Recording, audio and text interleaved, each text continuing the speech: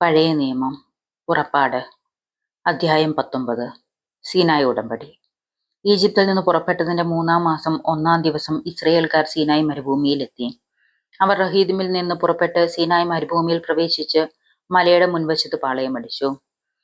മോശ ദൈവസന്നിധിയിലേക്ക് കയറി ചെന്നു. കർത്താവ് മലയിൽ നിന്ന് അവനെ വിളിച്ചിങ്ങനെ പറഞ്ഞു: യാക്കോബിന്റെ ഭവനത്തോട് നീ പറയുക, ഇസ്രായേലിനെ അറിയിക്കുക, ഈജിപ്തുകാരോട് ഞാൻ ചെയ്തതെന്തെന്നും കഴുകന്മാരുടെ ചിറകുകളിൽ സംഭവിച്ച് ഞാൻ നിങ്ങളെ എങ്ങനെ എൻ്റെ അടുക്കിലേക്ക് കൊണ്ടുവന്നുവെന്നും നിങ്ങൾ കണ്ടു കഴിഞ്ഞു.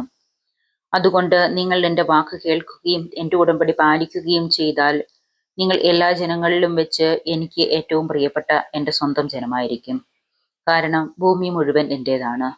നിങ്ങൾ എനിക്ക് പുരോഹിത രാജ്യവും വിശുദ്ധ ജനവുമായിരിക്കും. ഇവയാണ് ഇസ്രായേൽക്കാരോട് നീ പറയേണ്ട വാക്കുകൾ. മോശ ചെന്ന് ജനത്തിലെ ശ്രേഷ്ഠന്മാരെ വിളിച്ച് കർത്താവ് കൽപ്പിച്ച കാര്യങ്ങളെല്ലാം അവരെ അറിയിച്ചു. ജനം ഏകസ്വരത്തിൽ പറഞ്ഞു: കർത്താവ് കൽപ്പിച്ചതെല്ലാം ഞങ്ങൾ ചെയ്തു കൊള്ളാം. ജനത്തിന്റെ മറുപടി മോശ കർത്താവിനെ അറിയിച്ചു. കർത്താവ് മോശയോട് പറഞ്ഞു: ഞാൻ നിന്നോട് സംസാരിക്കുമ്പോൾ ജനം കേൾക്കുന്നതിനും അവർ എന്നെ എപ്പോഴും വിശ്വസിക്കുന്നതിനും വേണ്ടി ഇതാ ഞാൻ ഒരു കനത്ത മേഘത്തിൽ നിന്റെ അടുക്കിലേക്ക് വരുന്നു. മോശ ജനത്തിന്റെ വാക്കുകൾ കർത്താവിനെ അറിയിച്ചു. അപ്പോൾ കർത്താവ് മോശയോട് പറഞ്ഞു: നീ ജനത്തിന്റെ അടുത്തേക്ക് പോയി ഇന്നും നാളെയും അവരെ ശുദ്ധീകരിക്കുക. അവർ തങ്ങളുടെ വസ്ത്രങ്ങൾ അലക്കട്ടെ. 3-ാം ദിവസം അവർ തയ്യാറായിരിക്കണം. എന്തെന്നാൽ 3-ാം ദിവസം ജനം മുഴുവൻ കാണുകെ കർത്താവ് സീനായി മലയിൽ ഇറങ്ങി വരും. മലയ്ക്ക് ചുറ്റും ജനങ്ങൾക്ക് അതിർത്തി കൽപ്പിച്ചുകൊണ്ട് പറയണം: മലയിൽ കയറുകയോ അതിന്റെ അതിർത്തിയിൽ തൊടുകയോ ചെയ്യാതിരിക്കാൻ ശ്രദ്ധിച്ചുകൊള്ളുവിൻ. മലയിൽ തൊടുന്നവൻ വധിക്കപ്പെടും. അവനെ ആരും സ്പർശിക്കരുത്. കല്ലെറിഞ്ഞോ അമ്പെയ്തോ കൊല്ലണം. മൃഗമായാലും മനുഷ്യനായാലും ജീവനോടെ ഇരിക്കരുത്. കാഹളം ദീർഘമായി മുഴങ്ങുമ്പോൾ അവർ മലയെ സമീപിക്കട്ടെ. മോശ മലയിൽ നിന്നിറങ്ങി ജനത്തിന്റെ അടുക്കൽ ചെന്ന് അവരെ ശുദ്ധീകരിച്ചു. അവർ തങ്ങളുടെ വസ്ത്രങ്ങൾ കഴുകി. അവർ ജനത്തോട് പറഞ്ഞു: 3-ാം ദിവസത്തേക്ക് നിങ്ങൾ ഒരുങ്ങിയിരിക്കുവിൻ. ആരും സ്ത്രീയെ സമീപിക്കരുത്. ദൈവം പ്രത്യക്ഷപ്പെടുന്നു. 3-ാം ദിവസം പ്രഭാതത്തിൽ ഇടിമുഴക്കവും മിന്നൽ പിണരുകളും ഉണ്ടായി. മലമുകളിൽ കനത്ത മേഘം പ്രത്യക്ഷപ്പെട്ടു. കാഹളധ്വനി അത്യുച്ചത്തിൽ മുഴങ്ങി. പാളയത്തിലുണ്ടായിരുന്ന ജനമെല്ലാം ഭയന്ന് വിറച്ചു. ദൈവത്തെ കാണുന്നതിനു വേണ്ടി മോശ ജനത്തെ പാളയത്തിന് പുറത്തു കൊണ്ടുവന്നു. അവർ മലയുടെ അടിവാരത്തിൽ നിലയുറപ്പിച്ചു. കർത്താവ് അഗ്നിയിൽ ഇറങ്ങി വന്നതിനാൽ സീനായി മല മുഴുവൻ ധൂമാവൃതമായി. ചൂളയിൽ നിന്ന് വന്ന പോലെ അവിടെ നിന്ന് പുക ഉയർന്നുകൊണ്ടിരുന്നു. മല ശക്തമായി ഇറകി വിളച്ചു. കാഹള ശബ്ദം ശക്തിപ്പെട്ടുകൊണ്ടേയിരുന്നു. മോശ സംസാരിക്കുകയും ദൈവം ഇടിമുഴക്കത്താൽ ഉത്തരം നൽകുകയും ചെയ്തു. കർത്താവ് സീനായി മുകളിൽ ഇറങ്ങിച്ചെന്ന് മോശയെ മലമുകളിലേക്ക് വിളിച്ചു. അവൻ കയറി ചെന്നു. അപ്പോൾ അവിടുന്ന് അരുളി ചെയ്തു: നീ ഇറങ്ങിച്ചെന്ന് ജനങ്ങൾക്ക് മുന്നറിയിപ്പ് നൽകുക. അല്ലെങ്കിൽ അവരിൽ അനേകം പേർ കർത്താവിനെ കാണുന്നതിന് അതിർത്തി ലംഘിച്ച് അടുത്തു വരികയും തലബലമായി മരിക്കുകയും ചെയ്യും. കർത്താവിനെ സമീപിക്കുന്ന പുരോഹിതന്മാരെയും തങ്ങളെ തന്നെ വിശദീകരിക്കട്ടെ. അല്ലെങ്കിൽ കർത്താവിന്റെ കോപം അവരുടെ മേലും പതിക്കും. മോശ കർത്താവിനോട് പറഞ്ഞു: സീനായി മലയിലേക്ക് കയറാൻ ജനങ്ങൾക്ക് കഴിയുകയില്ല. കാരണം ചുറ്റും അതിർത്തി നിർണയിച്ച് മലയെ വിശുദ്ധ സ്ഥലമായി പരിഗണിക്കാൻ അങ്ങ് തന്നെ ഞങ്ങളോട് കൽപ്പിച്ചിട്ടുണ്ടല്ലോ. അപ്പോൾ കർത്താവ് മോശയോട് പറഞ്ഞു: നീ ഇറങ്ങിച്ചെന്ന് അഹ്റോനെയും കൂട്ടി കയറി വരിക. എന്നാൽ പുരോഹിതന്മാരും ജനങ്ങളും അതിർത്തി ലംഘിച്ച് കർത്താവിനെ സമീപിക്കാതിരിക്കട്ടെ. സമീപിച്ചാൽ കർത്താവിന്റെ കോപം അവരുടെ മേൽ പതിക്കും. മോശ ഇറങ്ങിച്ചെന്ന് ജനത്തോട് സംസാരിച്ചു. അധ്യായം 20 10 പ്രമാണങ്ങൾ. ദൈവം അരുളി ചെയ്ത വചനങ്ങളാണിവ. അടിമത്തത്തിന്റെ ഭവനമായ ഈജിപ്തിൽ നിന്ന് നിന്നെ പുറത്തു കൊണ്ടുവന്ന് ഞാനാണ് നിന്റെ ദൈവമായ കർത്താവ്. ഞാനല്ലാതെ വേറെ ദേവന്മാർ നിനക്കുണ്ടാകരുത്. മുകളിൽ ആകാശത്തിലോ താഴെ ഭൂമിയിലോ ഭൂമിക്കടിയിലോ ജലത്തിലോ ഉള്ള ഒന്നിന്റെയും പ്രതിമയോ സ്വരൂപമോ നീ നിർമ്മിക്കരുത്. അവയ്ക്ക് മുൻപിൽ പ്രണമിക്കുകയോ അവയെ ആരാധിക്കുകയോ ചെയ്യരുത്. എന്തെന്നാൽ ഞാൻ നിന്റെ ദൈവമായ കർത്താവ് അസഹിഷ്ണുവായ ദൈവമാണ്. എന്നെ വെറുക്കുന്ന പിതാക്കന്മാരുടെ കുറ്റങ്ങൾക്ക് അവരുടെ മക്കളും 3-4 തലമുറ വരെ ഞാൻ ശിക്ഷിക്കും. എന്നാൽ എന്നെ സ്നേഹിക്കുകയും എൻ്റെ കൽപ്പനകൾ പാലിക്കുകയും ചെയ്യുന്നവരോട് 1000 തലമുറകൾ വരെ ഞാൻ കരുണ കാണിക്കും. നിന്റെ ദൈവമായ കർത്താവിന്റെ നാമം വൃഥ ഉപയോഗിക്കരുത്. നിന്റെ നാമം വൃഥ ഉപയോഗിക്കുന്നവരെ കർത്താവ് ശിക്ഷിക്കാതെ വിടുകയില്ല. സാബത്ത് വിശുദ്ധ ദിനമായി ആചരിക്കണമെന്ന് ഓർക്കുക. ദിവസം അധ്വാനിക്കുക, എല്ലാ ജോലികളും ചെയ്യുക. എന്നാൽ 7-ാം ദിവസം നിന്റെ ദൈവമായ കർത്താവിന്റെ സാബത്താണ്. അന്ന് നീയോ നിന്റെ മകനോ മകളോ ദാസനോ ദാസിയോ നിന്റെ മൃഗങ്ങളോ നിന്നോടത്ത് വസിക്കുന്ന പരദേശിയോ ഒരു വേലയും ചെയ്യരുത്. എന്നാൽ കർത്താവ് 6 ദിവസം കൊണ്ട് ആകാശവും ഭൂമിയും സമുദ്രവും അവയിലുള്ള സമസ്തവും സൃഷ്ടിക്കുകയും 7-ാം ദിവസം വിശ്രമിക്കുകയും ചെയ്തു. അങ്ങനെ അവിടുന്ന് സാബത്ത് ദിനത്തെ അനുഗ്രഹിക്കുകയും വിശുദ്ധീകരിക്കുകയും ചെയ്തു.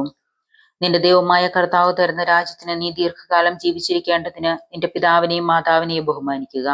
കൊല്ലരുത്, വ്യഭിചാരം ചെയ്യരുത്, മോഷ്ടിക്കരുത്, അയൽക്കാരനെതിരായി വ്യാജസാക്ഷ്യം നൽകരുത്, അയൽക്കാരന്റെ ഭവനം മോഹിക്കരുത്, അയൽക്കാരന്റെയോ ഭാര്യയെയോ ദാസനെയോ ദാസിയെയോ കാളയോ കഴുതിയോ മറ്റെന്തെങ്കിലുമോ മോഹിക്കരുത്. ജനം ഭയന്നു വിറയ്ക്കുന്നു.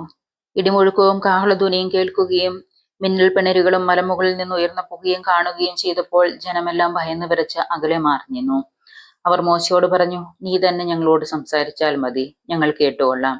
ദൈവം ഞങ്ങളോട് സംസാരിക്കാതിരിക്കട്ടെ, അവിടുന്ന് സംസാരിച്ചാൽ ഞങ്ങൾ മരിച്ചുപോകും. അപ്പോൾ മോശ ജനത്തോട് പറഞ്ഞു, ഭയപ്പെടേണ്ട, നിങ്ങളെ പരീക്ഷിക്കുന്നതിനും പാപം ചെയ്യാതിരിക്കാൻ വേണ്ടി നിങ്ങളിൽ ദൈവഭയം ഉളവാക്കുന്നതിനും വേണ്ടിയിട്ടാണ് ദൈവം വന്നിരിക്കുന്നത്. ജനം അകലെ മാറി നിന്നു. ദൈവം സന്നിധനായിരിക്കുന്ന കനത്ത മേഘത്തെ മോശ സമീപിച്ചു. കർത്താവ് മോശയോട് പറഞ്ഞു, ഇസ്രയേൽക്കാരോട് പറയുക, ഞാൻ ആകാശത്തു നിന്ന് നിങ്ങളോട് സംസാരിച്ചത് നിങ്ങൾ തന്നെ കണ്ടല്ലോ. നിങ്ങൾ വെള്ളി കൊണ്ട് എനിക്കൊപ്പം ദേവന്മാരെ നിർമ്മിക്കരുത്, സ്വർണം കൊണ്ടും ദേവന്മാരെ ഉണ്ടാക്കരുത്. നിങ്ങൾ എനിക്ക് മണ്ണുകൊണ്ട് ഒരു ബലിപീഠം ഉണ്ടാക്കണം. അതിന്മേൽ ആടുകളെയും കാളകളെയും ദഹനബലികളും സമാധാന ബലികളുമായി അർപ്പിക്കണം. എന്റെ നാമം അനുസ്മരിക്കാൻ ഞാൻ ഇടവരുത്തുന്നിടത്തെല്ലാം ഞാൻ നിങ്ങളുടെ അടുക്കലേക്ക് വന്ന് നിങ്ങളെ അനുഗ്രഹിക്കും. കല്ലുകൊണ്ടുള്ള ബലിപീഠമാണ് എനിക്കായി ഉണ്ടാക്കുന്നതെങ്കിൽ കൊത്തിയ കല്ലുകൊണ്ട് അത് പണിയരുത്, കാരണം പണിയായുധം സ്പർശിച്ചാൽ അത് അശുദ്ധമാകും. എന്റെ ബലിപീഠത്തിന്മേൽ നിന്റെ നഗ്നത കാണപ്പെടാതിരിക്കാൻ വേണ്ടി നീ അതിന്മേൽ ചവിട്ടുപടികളിലൂടെ കയറരുത്. അധ്യായം 21. അടിമകളെ സംബന്ധിച്ച നിയമങ്ങൾ. നീ അവരെ അറിയിക്കേണ്ട നിയമങ്ങൾ ഇവയാണ്. ഹെബ്രായനായ ഒരു അടിമയെ വിലയ്ക്ക് വാങ്ങിയാൽ അവൻ നിന്നെ 6 വർഷം സേവിച്ചു കൊള്ളട്ടെ. 7-ാം വർഷം നീ അവനെ സൗജന്യമായി സ്വതന്ത്രനാക്കണം. അവൻ തനിച്ചാണ് വന്നതെങ്കിൽ തനിച്ചു പോയിക്കൊള്ളട്ടെ. ഭാര്യയോട് കൂടിയെങ്കിൽ അവളും കൂടെ പോകട്ടെ. യജമാനൻ അവന് ഭാര്യയെ നൽകുകയും അവന് അവളിൽ പുത്രന്മാരോ പുത്രിമാരോ ജനിക്കുകയും ചെയ്താൽ അവളും കുട്ടികളും യജമാനന്റെ വകയായിരിക്കും.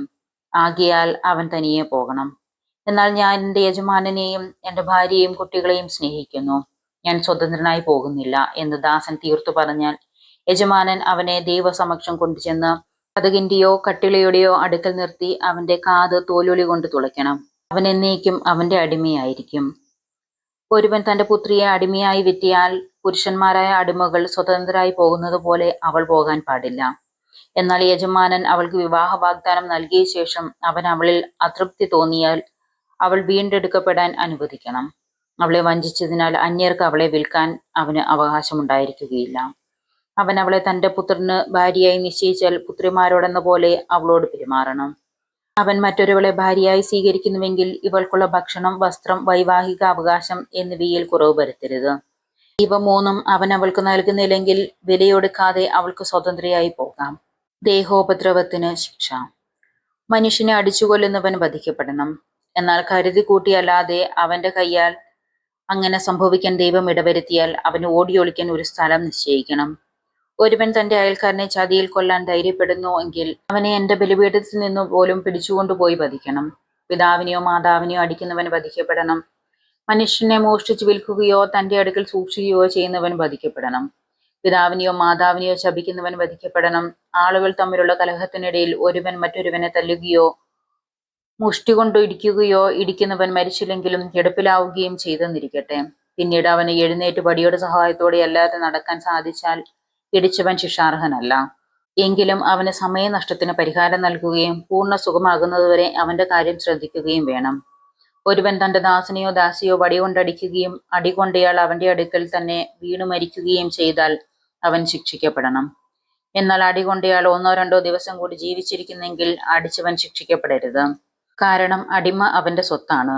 ആളുകൾ കലഹിക്കുന്നതിനിടയിൽ ഒരു ഗർഭിണിക്ക് ദേഹോപദ്രവം ഏൽക്കുകയാൽ ഗർഭഛിദ്രത്തിനിടയാവുകയും എന്നാൽ മറ്റപകടമൊന്നും സംഭവിക്കാതിരിക്കുകയും ചെയ്യുന്ന പക്ഷം അവളുടെ ഭർത്താവ് ആവശ്യപ്പെടുകയും ന്യായാധിപന്മാർ നിശ്ചയിക്കുകയും ചെയ്യുന്ന തുക അവളെ ഉപദ്രവിച്ചയാൾ പിഴയായി നൽകണം. എന്നാൽ മറ്റെന്തെങ്കിലും അപകടം സംഭവിക്കുന്നുവെങ്കിൽ ജീവന് പകരം ജീവൻ കൊടുക്കണം. കണ്ണിന് പകരം കണ്ണ്, പല്ലിനു പകരം പല്ല്, കൈക്കു പകരം കൈ, കാലിനു പകരം കാല്, പൊള്ളലിനു പകരം പൊള്ളൽ, മുറിവിന് പകരം മുറിവ്, പ്രഹരത്തിന് പകരം പ്രഹരം. ഒരുവൻ തന്റെ ദാസന്റെയോ ദാസിയുടെയോ കണ്ണ് അടിച്ചു പൊട്ടിച്ചാൽ അതിനു പകരം ആ അടിമയ്ക്ക് സ്വാതന്ത്ര്യം നൽകണം. ഒരുവൻ തന്റെ ദാസന്റെയോ ദാസിയുടെയോ പല്ലടിച്ചു പറിച്ചാൽ അതിനു പകരം ആ അടിമയ്ക്ക് സ്വാതന്ത്ര്യം നൽകണം. ഉടമസ്ഥന്റെ ഉത്തരവാദിത്തം. ഒരു കാള ഒരു പുരുഷനെയോ സ്ത്രീയോ കുത്തിക്കൊലപ്പെടുത്തിയാൽ അതിനെ കല്ലെറിഞ്ഞു കൊല്ലണം. ആരും അതിന്റെ മാംസം ഭക്ഷിക്കരുത്. കാളയുടെ ഉടമസ്ഥൻ നിരപരാധനായിരിക്കും. എന്നാൽ കാള പതിവായ ആളുകളെ കുത്തിമുറിവേൽപ്പിക്കുകയും അതിന്റെ ഉടമസ്ഥനെ വിവരമറിയിച്ചിട്ടും അവൻ അതിനെ കെട്ടിയിടായകിയാൽ അത് ആരെയെങ്കിലും കുത്തിക്കൊല്ലുകയും ചെയ്താൽ അതിനെ കല്ലെറിഞ്ഞു കൊല്ലണം. അതിന്റെ ഉടമസ്ഥനും വധിക്കപ്പെടണം. മോചനദ്രവ്യം നിശ്ചയിച്ചപ്പെട്ടാൽ നിശ്ചയിച്ച തുക കൊടുത്ത് അവന് ജീവൻ വീണ്ടെടുക്കാം. കാള ഒരു ബാലനെയോ ബാലികയോ കുത്തിമുറിവേൽപ്പിച്ചാലും ഇതേ നിയമം ബാധകമാണ്. ദാസനെയോ ദാസിയോ കുത്തിമുറിവേൽപ്പിക്കുകയാണെങ്കിൽ അവരുടെ യജമാനന് കാളയുടെ ഉടമസ്ഥൻ 30 ഷെക്കൽ വെള്ളി കൊടുക്കണം. കാളയെ കല്ലെറിഞ്ഞു കൊല്ലുകയും വേണം. ഒരുവൻ ഒരു കിണർ തുറന്നിടുകയോ അത് കുഴിച്ചതിനു ശേഷം അടയ്ക്കാതിരിക്കുകയോ ചെയ്തതുകൊണ്ട് അതിൽ കാളയോ കഴുതിയോ വീഴാനിടയായാൽ കിണറിന്റെ ഉടമസ്ഥൻ മൃഗത്തിന്റെ ഉടമസ്ഥന് നഷ്ടപരിഹാരം ചെയ്യണം. എന്നാൽ ചത്ത മൃഗം അവനുള്ളതായിരിക്കും. ഒരുവന്റെ കാള മറ്റൊരുവന്റെ കാളയെ കുത്തിമുറിവേൽപ്പിക്കുകയും അത് ചാവുകയും ചെയ്താൽ അവർ ജീവനുള്ള കാളയെ വിൽക്കുകയും കിട്ടുന്ന പണം പങ്കിട്ടെടുക്കുകയും ചെയ്യണം. ചത്ത കാളയും പങ്കിട്ടെടുക്കണം. എന്നാൽ തന്റെ കാള കുത്തുന്നതാണെന്നറിഞ്ഞിട്ടും അതിനെ കെട്ടി നിർത്തുന്നില്ലെങ്കിൽ അവൻ കാളയ്ക്ക് പകരം കാളയെ കൊടുക്കണം. ചത്ത കാള അവനുള്ളതായിരിക്കും. ദിവസവും 15 മിനിറ്റ് ബൈബിൾ ശ്രവിക്കാനായി എന്നോടൊപ്പം കൂടുക.